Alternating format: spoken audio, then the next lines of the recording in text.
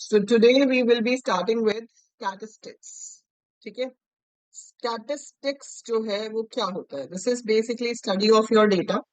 ठीक है, इस तरीके से आप अपना डेटा स्टडी करते हो कि भाई अगर हमारे पास बहुत ह्यूज अमाउंट ऑफ डेटा है, ठीक है, और आपको उसका एवरेज डेटा निकालना है, आपको देखना है कि मिडिल वाली वैल्यू कौन सी है जिसको हम यूज कर रहे होंगे। ठीक है, अगर आपको देखना है कि कौन सी वैल्यू सबसे ज्यादा बार आ रही है। So these are some of the methods जिसके थ्रू हम स्टैटिस्टिक्स शुरू करते हैं। बहुत सारी चीजें होती है स्टैटिस्टिक्स में, सिर्फ इतना नहीं है। There is lot in statistics. So statistics is basically used for analysing your data. ठीक है, तो आपके पास जो डेटा है उसको एनालाइज करने के लिए वी हैव स्टैटिस्टिक्स। अब स्टैटिस्टिक्स में आप क्या क्या पढ़ोगे? आप पढ़ोगे मीन, मीडियन, मोड क्या होता है। Those are the basic means, या फिर इसको हम मेजर्स ऑफ सेंट्रल टेंडेंसी भी कहते हैं। ठीक है, मेजर्स ऑफ सेंट्रल टेंडेंसी का मतलब क्या है? So measures of central tendency. What do we mean by this? देखो, कोई भी एक ग्रुप ऑफ वैल्यूज है, उसमें आपको सेंट्रल वैल्यू देखनी है। You want to see the central value. ये एक ऐसी वैल्यू जो मेरे पूरे डेटा को रिप्रेजेंट कर सके। So I need a value which can represent the whole set of data. तो अगर आपको एक ऐसी वैल्यू चाहिए जो आपके होल सेट ऑफ डेटा को रिप्रेजेंट कर सके, उसे कहते हैं मेजर ऑफ सेंट्रल टेंडेंसी। और वो हमारे पास तीन होते हैं। We have mean, we have median and we have mode. ठीक है, सो मीन, मीडियन, मोड।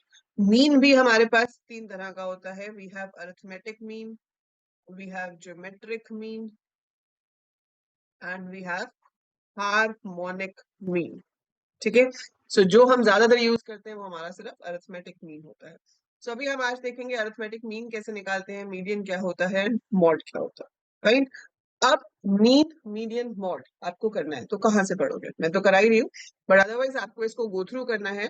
तो एनसीईआरटी की ये जो पेज होता है, दिस वन, यहाँ से आप कोई भी एनसीईआरटी की बुक फ्री में डाउनलोड कर सकते हो। आपको सिर्फ ncrt.nic.in लिखना है, या आप सिर्फ गूगल पे जाके लिखो free download of NCERT book, आपको ये पेज अपने आप मिल जाएगा। यहाँ पर जाकर आप क्लास सेलेक्ट करोगे, सब्जेक्ट सेलेक्ट करोगे, बुक का टाइटल सेलेक्ट करो, आपके पास पूरी की पूरी बुक आ जाएगी। ठीक है, सो यहाँ से जाकर आप अपना डाउनलोड कर सकते हो। This is your chapter number I guess 10,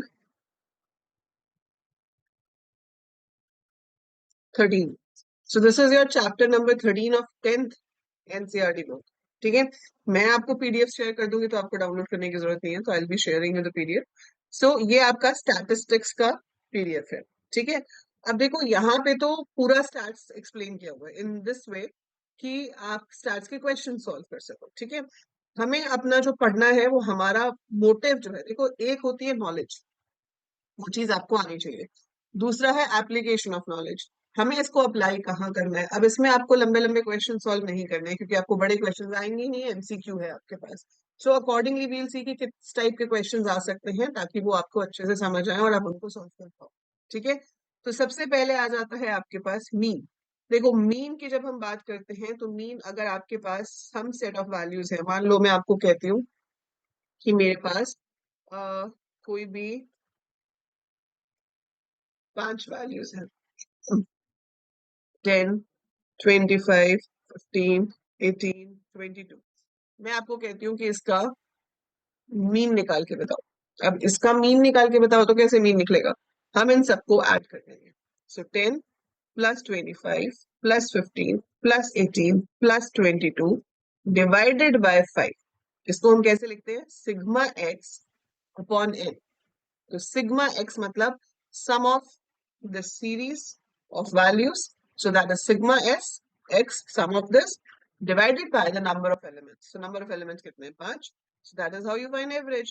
तो इसको आप ऐड कर लो, ये कितना हो जाएगा? 35, 35, 50, 50 और 30, 80, 90। So ये हो गया 90 divided by 5 which is 1, और इधर गया 18। So 18 is the arithmetic mean for the data. Simple. ठीक है, मीडियन इसमें निकालना हो तो मीडियन का एक रूल होता है कि पहले आप डेटा को इंक्रीजिंग ऑर्डर में लगाएंगे। सो ये डेटा आपका क्या हो गया? Increasing order. ठीक है, सो डेटा इंक्रीजिंग ऑर्डर में ले लिया, इसका आपको मिडिल एलिमेंट लेना है।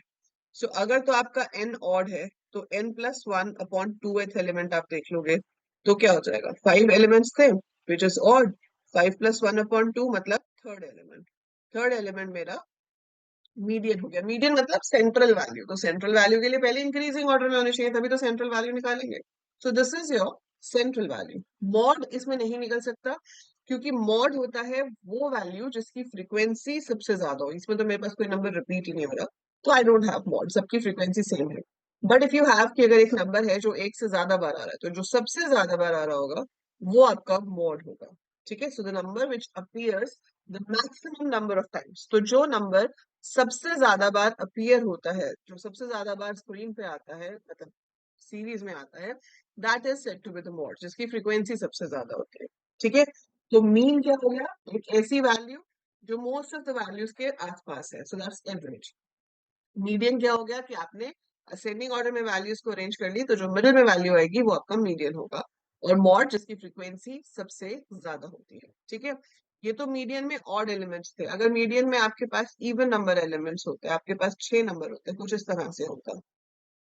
ठीक है, तो इसमें क्या होता है कि बीच में दो नंबर्स आते हैं, तो ये n/2 and n/2+1 item, so 6/2 third and fourth element को आप ले लेते हैं 15 एंड 18, और इसका एवरेज निकाल देते हैं, वो बन जाता मीडियन। क्योंकि दो नंबर है तो बीच में तो दो नहीं हो सकते ना, बीच में तो एक ही नंबर हो सकता है। तो अगर दो है तो उन दोनों का ही आप एवरेज निकालोगे, जो आएगा वो हमारा मीडियन हो जाएगा। सो इतने सिंपल क्वेश्चन आपको आ सकते हैं ऑब्वियसली, क्योंकि इतनी कैलकुलेशन हम पेपर में कर सकते हैं। इसके बाद आपके पास यही मीन मीडियन मॉड आपको निकालने को आएगा when you have the frequency distribution. आपको फ्रीक्वेंसी डिस्ट्रीब्यूशन गिवन है। ठीक है, लाइक आपको x गिवन है और आपको f गिवन है कि भाई 10 जो है वो 2 बार आता है। ठीक है, 20 जो है वो 3 बार आता है, 30 जो है वो 1 टाइम आता है, 40 comes for 2 times, something like that. कितना हो गया, ये 8 हो गया, and 50 comes for 2 times, let's say. It's like this. ठीक है, अब ये आ गया हमारे पास। अब इसका कैसे निकालेंगे, तो इसमें आप सम ऑफ फ्रीक्वेंसी निकाल लोगे, वो कितना आया, 10। सो ये आपका n बन गया। ठीक है, या इसको हम सिग्मा f कहते हैं। अब मीन कैसे निकलेगा, 10 2 बार आ रहा है मतलब टोटल वैल्यू कितनी हो गई 20, 20 3 बार आ रहा है मतलब टोटल वैल्यू कितनी हो गई 60, ऐसे ही 30, 80 और 100। तो आपको क्या निकालना है, सिग्मा एक्स एफ। तो पहले आप x और f को मल्टीप्लाई करेंगे। ठीक है, x और f आपस में मल्टीप्लाई हो जाएगा। मल्टीप्लाई होने के बाद जो वैल्यू आएगी उसका आप सम निकाल लेंगे। तो इसका अगर हम सम निकालते हैं तो 6 and 2 8, 8 and 8 16, 16 and 3 19, ऊपर गया 1 बचा 290, so this becomes 290. So sigma xf upon sigma f, 290 upon 10, we get 29. So that's your answer. ठीक है, so 29 आपका आंसर हो गया है। क्लियर है, so this is how we find out mean for a frequency distribution. ठीक है, सो this is mean in frequency distribution. इसमें अगर आपको बोला जाता कि मॉड बताओ क्या है, तो इसमें मॉड आपका क्या हो जाता, 20, क्योंकि उसकी हाईएस्ट फ्रीक्वेंसी है। तो सबसे ज्यादा फ्रीक्वेंसी मुझे यहाँ पर दिख रही है 3, किसकी है, 20 की है, तो मॉड क्या हो गया हमारा 20। ठीक है, अब देखो इसमें मीडियन कैलकुलेट करना मुश्किल होगा। इसमें मीडियन कैसे कैलकुलेट करेंगे, उसका भी तरीका होता है, क्यूमुलेटिव फ्रीक्वेंसी निकालते हैं एक हम, तो उसके हिसाब से हम कैलकुलेशन करते हैं। बट इसमें एक और चीज होती है कि अगर मुझे दोनों में से मतलब तीनों में से कोई दो चीजें पता है, ठीक है, या तो मुझे मीन और मोड पता है, या मुझे मीडियन और मीन पता है। So if I know any of the two things, ठीक है, आपको दोनों में से कोई भी एक चीज पता है, तो आप उस फॉर्मूला में पुट करके तीसरी चीज को निकाल सकते हैं। So we just need to put in the formula and we can find out the third thing. ठीक है, और ये फॉर्मूला आपको याद रखना है, क्योंकि कई बार आपको इतना बड़ा क्वेश्चन तो ऑब्वियसली पेपर में नहीं आएगा कि आप सॉल्व करो, है ना, लेकिन उस फॉर्मूला के बेसिस पे आपको कुछ निकालना हो तो ऐसा क्वेश्चन जरूर आ सकता है, और ये आया भी हुआ है।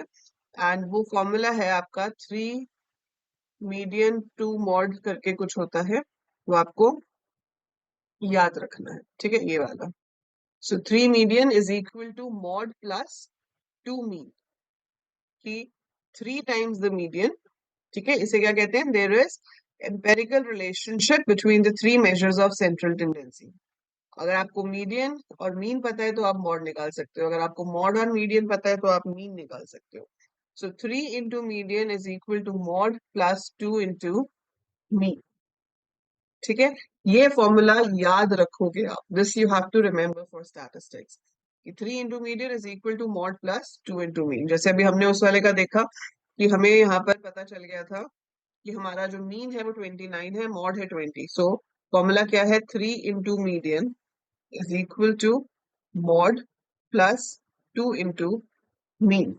ठीक है, सो 2 into mean 29 का कितना हो जाएगा? 60 58 हो गया ना। सो 20 plus 58 is 78। तो median will be 78 upon 3। So that is going to be 16, नहीं 26। 3 twos are 6, फिर एक इधर चला गया, and 3 6 are 18। So 26 will be your median. सो इस हिसाब से आप यहाँ पर मीडियन निकाल सकते हो। तो आपको मीन पता है, आपको मॉड पता है, मीडियन आपको किसी और फॉर्मूला से निकालने की जरूरत नहीं है, बस इस फॉर्मूला में पुट करना है, which is 3 median is equal to mode plus 2 into mean. So this formula you have to remember. ठीक है, सो ये आपके मेजर्स ऑफ सेंट्रल टेंडेंसी है। ठीक है, so measures of central tendency में बहुत कुछ होता है, we have class intervals and everything, we have cumulative frequency and all. तो वो सब आपको जरूरत तब पड़ती है जब बड़े बड़े क्वेश्चन सॉल्व करने होते हैं, but still I show you once, आपको पता होना चाहिए। ठीक है, जैसे देखो यहाँ पर हम यहाँ से शुरू करते हैं, तो इन्होंने एग्जाम्पल 1 लिया है जिसमें मार्क्स ऑब्टेन दिखाया है, नंबर ऑफ स्टूडेंट्स दिखाया है। यही चीज मैंने अभी आपको कैलकुलेट करके दिखाई है ना। सो इसके अंदर इनके पास मार्क्स हैं, एफ आई एक्स आई निकाल लिया, फिर F I x I divided by F I कर दिया, आपके पास मीन आ गया। ठीक है, दूसरा मीन निकालने का तरीका क्या होता है? जब हमें डेटा ऐसे दिया होता है, ऐसे दिया होता है का मतलब क्या है? This is given in class intervals. तो आपके पास ऐसे है कि भाई 10 से 25 मार्क्स कितने बच्चों के हैं? 2 के। 25 टू 40 कितनों के हैं? 3 के।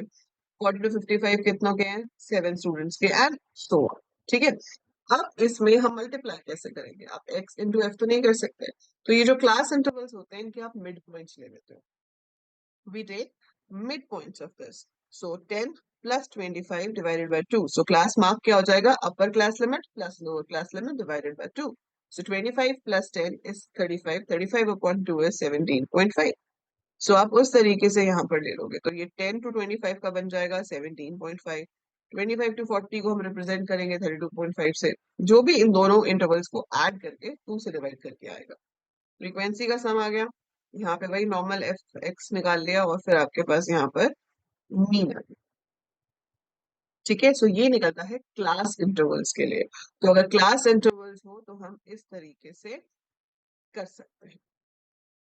ठीक है, दूसरा तरीका क्या है कि भाई ये जो मिडिल वैल्यू आ रही है ना, ये बहुत बड़ी हो जाती है, जैसे कितने बड़े बड़े नंबर्स है, 77.5, 92.5। अब ये जो नंबर्स हैं आपको क्या करना पड़ेगा? इन नंबर्स के साथ मल्टीप्लिकेशन करनी पड़ेगी, which will be very difficult to calculate, है ना। तो एक तरीका ये निकालते हैं एज्यूम्ड मीन का। हम अपने आप से इमेजिन कर लेते हैं कि भाई कौन सा मीन है। तो हमने अपने आप से मान लिया कि 47.5 मेरा मीन, जस्ट इमेजिन। वो जनरली हम इसमें से कोई भी सेंट्रल वैल्यू ले लेते हैं, फिर हम डेविएशन निकालते हैं। किसका डेविएशन निकालते हैं? ये जो x है उसका, हमारे एज्यूम्ड मीन के साथ। तो इसमें से हम 47.5 सब में से माइनस कर देंगे, तो ये बचेगा। एक तो ये पॉइंट्स में नहीं आ रहा अब, है ना, और नंबर थोड़े छोटे हो गए। सो ये बना -13, -15, 0, 15, 30, 45। इसको यहाँ पर आप डेविएशन को मल्टीप्लाई करा दोगे। अब सेम चीज होगी, फ्रीक्वेंसी के साथ मल्टीप्लाई कर दिया, तो frequency into deviation plus divided by this. इससे आपके पास डेविएशन वाला मीन आ जाएगा, तो हमें तो असली मीन निकालना है। तो ये जो 47.5 हमने पहले माइनस किया था, इसको हम वापस ऐड करते हैं। So we will add it again. तो उसको आप वापस ऐड कर दोगे, अब जो आएगा वो आपका मीन हो जाएगा। तो 14.5 आया था, इसमें मैंने 47.5 को वापस ऐड कर दिया, now I get 62, right. So this is how we get the result. तो हमने पहले एक मीन को एज्यूम कर लिया, फिर उस मीन के साथ डेविएशंस निकाली ताकि हम असली मीन निकाल सकें। ये आपको पेपर में आने के चांसेस बहुत कम है, क्योंकि इतना बड़ा क्वेश्चन अगर करने बैठे तो बाकी के एमसीक्यू तो पेपर में हो ही नहीं पाएंगे। ठीक है, so we have very rare chances that you get such a question. Fine. इसको और भी छोटा कर सकते हैं कि अभी तो हमने माइनस ही किया था, पर फिर भी बड़ी वैल्यूज आ रही थी, जैसे कि -30, -15। अब इन्होंने क्या कर लिया, एक h ले लिया और इन वैल्यूज को सबको 15 से डिवाइड कर दिया, तो ये और छोटे हो गए, -2, -1, 0, 1, 2, 3। अब देखो यहाँ हमने -a किया था, तो फाइनल रिजल्ट में हमने +a किया। अब आप यहाँ डिवाइडेड बाय h कर रहे हो, तो उसका उल्टा हो जाएगा, we should multiply by h। Simple सी बात है ना। सो अगर हमने पहले डिवाइड किया था, तो अब एंड में जाकर हमको उसको मल्टीप्लाई करना है। सो वो सारी चीजें आपकी यहाँ पे देखो, 15 को हमने वापस मल्टीप्लाई कर दिया उसके साथ। सो माइनस कर रहे हो तो बाद में प्लस कर दोगे, डिवाइड कर रहे हो तो बाद में मल्टीप्लाई कर दोगे, ताकि हिसाब बराबर हो जाए। ठीक है, इस चीज को कहते हैं स्टेप डेविएशन मेथड। ठीक है, सो this is called step deviation method. इससे ऊपर वाला क्या था, मीन डेविएशन मेथड। ठीक है, तो ये जरूर पूछ सकते हैं कि स्टेप डेविएशन में डिवाइडेड बाय, मतलब ये चीज याद रख सकते हो कि एक्स आई माइनस ए अगर कर रहे हैं तो वो क्या है, मीन डेविएशन। और अगर एक्स आई माइनस ए अपॉन एच है तो वो स्टेप डेविएशन। ठीक है, ये एग्जाम्पल दिया हुआ है, बट इतनी डिटेल वाला हमको करना नहीं है। तो इसमें हमने पहले क्या किया, मिड पॉइंट्स निकाल लिया है, 20, 30, 40, 50। इसमें से आप एज्यूम कर सकते हो कि 50 हमारा एज्यूम्ड मीन है, तो ये बन जाएगा -30, -20, -10, 0, 10, 20, 30। उसको 10 से डिवाइड कर दो, तो क्या बचेगा, -2, -3, मतलब जो भी है 2, 3, 4 में रह जाएगा, and then you can calculate. So it will be done like this. So पहले हमने डेविएशन निकाल ली, फिर ऐसे कर लिया, फिर मल्टीप्लाई किया। ठीक है, और फिर हम आगे उसको अब इसमें तीनों तरीके से करके दिखाया, रिजल्ट सेम ही आएगा तीनों तरीके से, आपका रिजल्ट सेम ही आ रहा है। देखो इसमें भी 39.71 आ रहा है, इसमें भी 39.71 आ रहा है, और इसमें भी 39.71 आ रहा है। तो रिजल्ट में कोई चेंज नहीं है, चाहे आप उसको मीन डेविएशन से करो, चाहे आप उसको डायरेक्ट मेथड से करो, चाहे आप उसको स्टेप डेविएशन से करो, मीन चेंज नहीं होगा, मीन वही आएगा, सिर्फ करने का तरीका डिफरेंट हो जाता है। ठीक है, ऐसे ही ये एग्जाम्पल्स दे रखे हैं, तो you can go through these. ठीक है, बट इतना डिटेल्ड क्वेश्चन हमें पेपर में नहीं आएगा, हमें एमसीक्यूज आते हैं, तो वो मैं आपको प्रैक्टिस कराऊंगी कि किस तरह के क्वेश्चंस हमारे पे सेट्स के आ सकते हैं। ठीक है, पर ये आपको सिर्फ पता होना चाहिए, इतने लेंदी वाले नहीं आएंगे आपको। अच्छा जी, उसके बाद हमारे पास आता है मोड। मोड देखो, जहां तक सिंपल बात है कि ये नंबर ऑफ विकेट्स हैं, ये नंबर ऑफ मैचेस हैं, 3 सबसे ज्यादा हैं, तो इसका मॉड हो गया 2। इतना पूछ सकते हैं। जो मॉड का लंबा वाला मेथड है, this formula, this you can not calculate over there. ठीक है, तो इसमें हमें मॉडल क्लास निकालनी पड़ती है, फिर लोअर लिमिट प्लस ऊपर वाले की फ्रीक्वेंसी माइनस करंट वाले की फ्रीक्वेंसी, फिर ऊपर वाले की फ्रीक्वेंसी माइनस करंट वाले की माइनस नीचे वाले की फ्रीक्वेंसी, इंटू एच करना पड़ता है जब क्लास इंटरवल्स होता है। और वो भी जरूरी नहीं है कि आपको मॉडल क्लास आराम से मिल जाएगी, उसमें भी बहुत लंबे काम आगे जाकर आते हैं। सो that is a very time consuming thing, but still अगर आपको याद रखना है, ये फॉर्मूला देख लो। ज्यादा से ज्यादा ये पूछ सकते हैं कि इसमें से मॉड का फॉर्मूला कौन सा। ठीक है, बट वो भी पूछे जाने के चांसेस ना के बराबर है, क्लास इंटरवल वाले क्वेश्चन नहीं आते हैं। ठीक है, तो just just for the sake of this आप एक बार ये फॉर्मूला जरूर याद रख सकते हैं। ठीक है, ये हो गया आपका मॉड। एंड देन मीडियन मैंने आपको बता ही दिया था। ठीक है, सो मीडियन आप उसमें लगाते हो इंक्रीजिंग ऑर्डर में, then you do it. But what if frequency is given. अब फ्रीक्वेंसी गिवन है तो इंक्रीजिंग ऑर्डर में कैसे लगाएंगे, तो इंक्रीजिंग ऑर्डर में तो लगा लिया, बट यहाँ पर अब आपकी फ्रीक्वेंसीज दी हुई है। अब यहाँ पर एक चीज निकाली जाती है जिसे कहा जाता है क्यूमुलेटिव फ्रीक्वेंसी। ठीक है, क्यूमुलेटिव फ्रीक्वेंसी देखो क्या होती है, कि जैसे ये 20 है, इसकी फ्रीक्वेंसी है 6। ठीक है, अब मैं यहाँ क्यूमुलेटिव निकालूंगी तो ये तो पहला नंबर तो सेम ही आएगा। अब अगले वाले में 20 + 6, 26 कर दोगे, फिर इसी में ही ये 24 ऐड हो जाएगा, 50। मतलब हर बार वाली में अगली वैल्यू आप ऐड करते जाओ। 78 हो गया, फिर हमने इसको ऐड किया, 93 हो गया, फिर 97 हो गया, 99 हो गया, और फिर 100 हो गया। So make sure last value वही होनी चाहिए जो आपका ये सम है। सो अगर नहीं आ रही मतलब कुछ गलत किया। ठीक है, सो दिस बिकम्स 100 ओवर है, ये आ गया मेरे पास 100। अब n/2 क्या होगा, 50। अब देखो क्यूमुलेटिव फ्रीक्वेंसी में 50 कहाँ आ रहा है, इसमें इसमें आ रहा है, तो आपका मीडियन क्या हो गया, 28। अब यहाँ तो एग्जैक्ट 50 मुझे मिल गया, पर जरूरी नहीं है कि मुझे एग्जैक्ट 50 मिलेगा, तो आपको हायर वाली फ्रीक्वेंसी लेनी है। मतलब अगर 48 भी आ रहा होता तो भी आप 50 लेते। जैसे अगर 62 आएगा तो मैं 78 वाली लाइन लूंगी और मेरा मीडियन जो है वो 29 आ जाए. So it has to be an upper value from your cumulative frequency. ठीक है. सो ये इसने निकाल दी क्यूमुलेटिव फ्रीक्वेंसी. उसके बाद आपने निकाला अपना उसका n/2 मिडिल वैल्यू.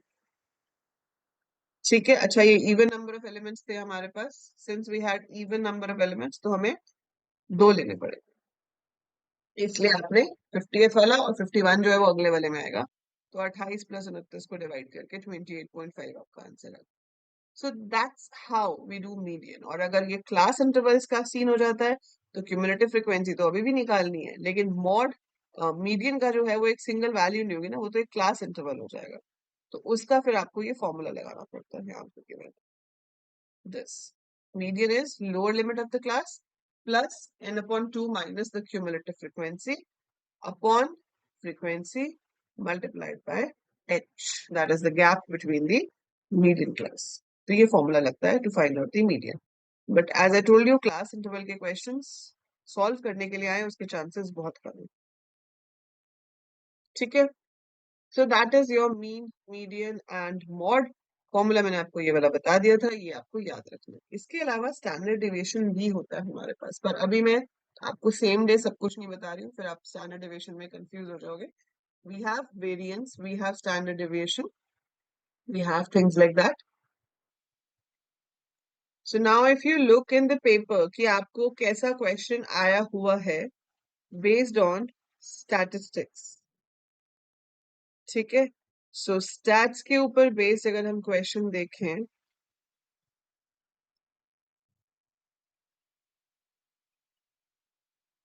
देखो ये है एक standard deviation of first 10 natural numbers is. ठीक है. तो स्टैंडर्ड डेविएशन तो खैर हमने अभी किया नहीं है, बट जैसे ये है the mean deviation of data 37956 is. So अगर आपको डायरेक्ट मीन डेविएशन निकालने को कहा जाएगा, क्योंकि यहाँ पे आपको अरिथमेटिक मीन निकालने को नहीं बोला है. एक जो हमने अभी मीन डेविएशन देखा था वो था calculating arithmetic mean using mean deviation. अब आपको यहाँ बोला ही सिर्फ मीन डेविएशन निकालने के लिए है. सो जब मीन डेविएशन बनाने के लिए बोलेंगे तो आपको इनकी लेनी है एब्सोल्यूट वैल्यू. सो आप यहाँ मीन के साथ सिर्फ उसका डिफरेंस लोगे, पॉजिटिव नेगेटिव नहीं लोगे. So it should be 31310. सो अब कितना हो जाएगा? 3+1 4 +4 8. सो दिस इज 8 और 8 अपॉन नंबर ऑफ एलिमेंट्स कितने हैं? 5. So that is going to be 1.6. Fine. So mean deviation कैसे निकालेंगे? हमें जो वैल्यूज दी हुई हैं हम पहले उनका मीन निकाल लेंगे. सो उनका मीन कितना आया? 6. सो उनका मीन आया 6. अब आपको मीन के साथ डेविएशन निकालनी है, बट एब्सोल्यूट वैल्यू लेनी है उसकी आपको. तो जो नेगेटिव वैल्यूज हैं that will be considered as positive. Positive तो पॉजिटिव कंसिडर होंगी ही. एंड देन आपके पास जो रिजल्ट आएगा उसका मीन निकालोगे विच इज 8/5. सो ये मीन डेविएशंस का मीन है which is 1.6. So that's why it is the answer. ठीक है. स्टैंडर्ड डेविएशन मैंने भी आपको बताया नहीं कैसे निकालते हैं. So variance in standard deviation will be doing in the next class. Then you will understand how to go about it. ठीक है. सो इस वाले पेपर में आई गेस यही 2 क्वेश्चंस थे आपके स्टैट्स के. ठीक है. 30 में से 2 भी अगर स्टैट्स के आ रहे हैं तो that's a good number. Fine. इतना भी बहुत है. Now, if we look in the other paper,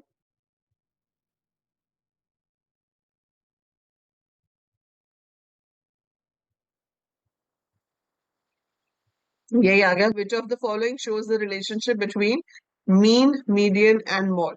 So we saw median is 3 times, mean is 2 times. इनको लिखा है इन्होंने इस तरीके से हुआ है, तो आप जिस तरीके से भी लिखो, but you should remember. So यहाँ पे क्या हो गया? हमने जो अभी देखा था वो क्या लिखा हुआ था?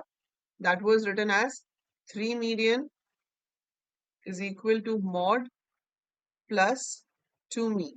अब मैं 2 mean को उस तरफ ले जाऊंगी तो वो नेगेटिव हो जाएगा. So it should be 3 median minus 2 mean, and this is equal to the mod. Right? This is for circle. इसमें एक ही क्वेश्चन है सच तो नहीं, ये है मीडियन ऑफ दिस. अब देखो ये मीडियन ऑफ दिस बोला है तो पहले आप इसको सॉर्टेड में लिख लो. 2 3 4 4 4 5 5 6, let me count, 1 2 3 4 5 6 7 8, यस, ठीक है। तो 8 वैल्यूज हैं, मतलब 8 upon 2th element and 8/2 plus 1th element. So 4th element and 5th element देखना पड़ेगा आपको। So 1 2 3 4 5, so 4 और 5 दोनों पे ही 4 है, so 4 plus 4/2 करेंगे भी तो भी 4 ही आएगा। So इसका मीडियन होगा आपका 4। इतने ही क्वेश्चन आएंगे, क्लास इंटरवल्स वाले नहीं आएंगे, ठीक है। चाहे स्टैंडर्ड डेविएशन निकालने को बोले, चाहे वेरिएंस निकालने को बोले, चाहे आपको कुछ भी ऐसे कैलकुलेट करने के लिए बोले, but you will be having of small level, क्योंकि आपके पास इतना टाइम नहीं होता कि आप इतने बड़े टेबल्स बना के काम कर सको। सो this is how you get questions on statistics, ठीक है। स्टैंडर्ड डेविएशन भी अगर मैं आपको भी बता देती हूँ तो स्टैट्स हो ही जाएगा, इससे ज्यादा डिटेल में हमको करना भी नहीं है, ठीक है। सो हमने पहले किया था मेजर्स ऑफ सेंट्रल टेंडेंसी, जो कि था mean median mode. Then you have measure of dispersion. Dispersion मतलब कि जो मिडिल वैल्यू है उससे कितनी दूर आपका डेटा स्केटर्ड है। तो ये तो नहीं है कि एक ही वैल्यू के पास पास ही है सारा डेटा, या फिर सेंट्रल वैल्यू से काफी दूर है बाकी का डेटा। सो वो निकालने के लिए होता है मेजर ऑफ डिस्पर्शन। तो एक वैल्यू होती है रेंज, ये तो सबसे इजी है। रेंज का मतलब है जो लार्जेस्ट वैल्यू आपके पास डेटा में होगी minus smallest observation. So largest observation minus smallest observation will give you range, ठीक है। उसमें आपको बस इतना करना है कि सबसे बड़ी वैल्यू देख लेनी है कौन सी है, सबसे छोटी कौन सी है, माइनस कर देना है। मीन डेविएशन हमने अभी निकाल के देख लिया, ठीक है। सो मीन डेविएशन के लिए पहले अरिथमेटिक मीन निकालेंगे, फिर हम एब्सोल्यूट वैल्यूज लेंगे और किसकी, डिफरेंस की, मीन और अपनी जो भी वैल्यू है उसके साथ, और फिर उसको n से डिवाइड कर देंगे, ठीक है। फ्रीक्वेंसी डिस्ट्रीब्यूशन हमें नहीं करना, but this is the formula for frequency distribution, जिसमें आप f से मल्टीप्लाई कर दोगे। Then comes variance. अगर आपके पास x1 x2 x3 ऑब्जर्वेशंस हैं और x बार जो है वो आपका मीन है, तो वेरिएंस जिसको हम डिनोट करते हैं इस सिंबल से, ये क्या होगा कि आप सेम मीन निकालोगे पहले, फिर x का सब्ट्रैक्शन करके गैप निकालोगे और उसका स्क्वायर कर दोगे। अब देखो यहाँ पे एब्सोल्यूट वैल्यू क्यों नहीं ली, क्योंकि स्क्वायर ऑटोमेटिकली पॉजिटिव हो जाएगा ना। अगर मैं -3 का स्क्वायर निकाल रही हूँ तो वो मेरा 9 ही देगा मुझे, -1 का स्क्वायर निकालूंगी तो वो भी 1 हो जाएगा ऑटोमेटिकली। सो पॉजिटिव वैल्यूज ही आएंगे आपके पास। तो आपने सबसे पहले मीन निकाल लिया, फिर आपने वैल्यू और मीन के बीच में डिफरेंस निकाला, उसका स्क्वायर कर लिया, n से डिवाइड कर दिया, क्या देगा, वेरिएंस। उसी चीज का अगर आप स्क्वायर रूट कर देते हो, इस पूरी चीज का स्क्वायर रूट कर देते हो, तो आपके पास आ जाता है स्टैंडर्ड डेविएशन। बस ये आपके पास मीन्स है। आपको फॉर डिस्क्रीट फ्रीक्वेंसी डिस्ट्रीब्यूशन नहीं करना है, करना हो तो वही फ्रीक्वेंसी से मल्टीप्लाई करके करना पड़ेगा, और फिर इसमें आगे क्लास इंटरवल्स के लिए आगे, ठीक है। कोफिशिएंट ऑफ वेरिएंस अगर निकालने के लिए आ जाएगी, कोफिशिएंट ऑफ वेरिएशन निकालो, so that should be standard deviation divided by mean into 100. So standard deviation divided by mean into 100, ठीक है। जैसे कि हमारे पास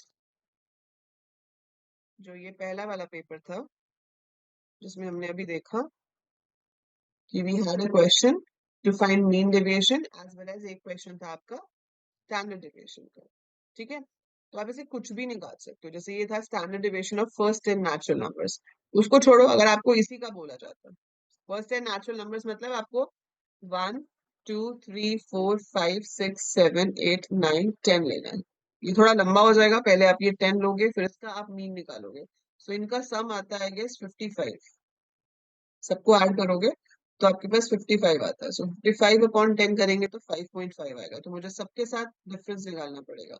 सो this will be -4.5, -3.5, then -2.5, then 1.5, this is -0.5, this is positive 0.5, this is 1.5, 2.5, 3.5, 4.5।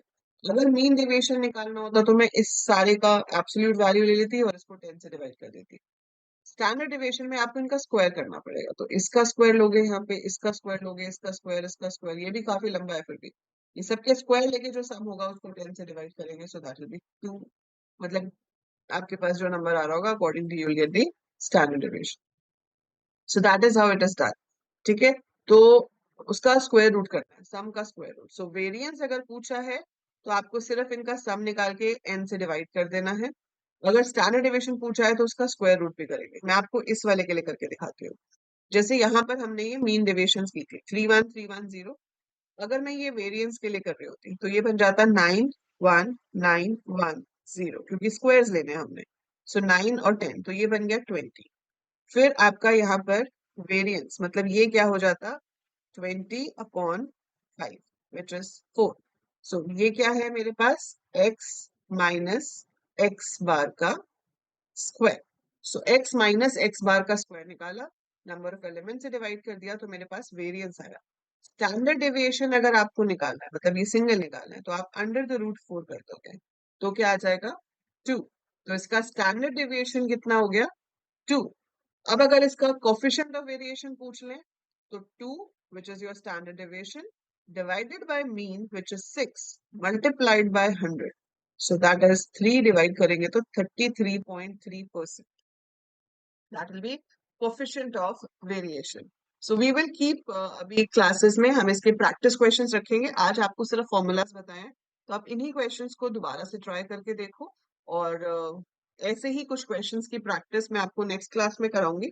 along with that हम कोई छोटा सा topic और उठा लेंगे, ठीक है। So we will be practising questions on this along with a small topic, maybe let's take probability, वो भी बहुत छोटा टॉपिक है। सो प्रोबेबिलिटी और इसके प्रैक्टिस और प्रोबेबिलिटी के practice questions will do together in the next class, ठीक है।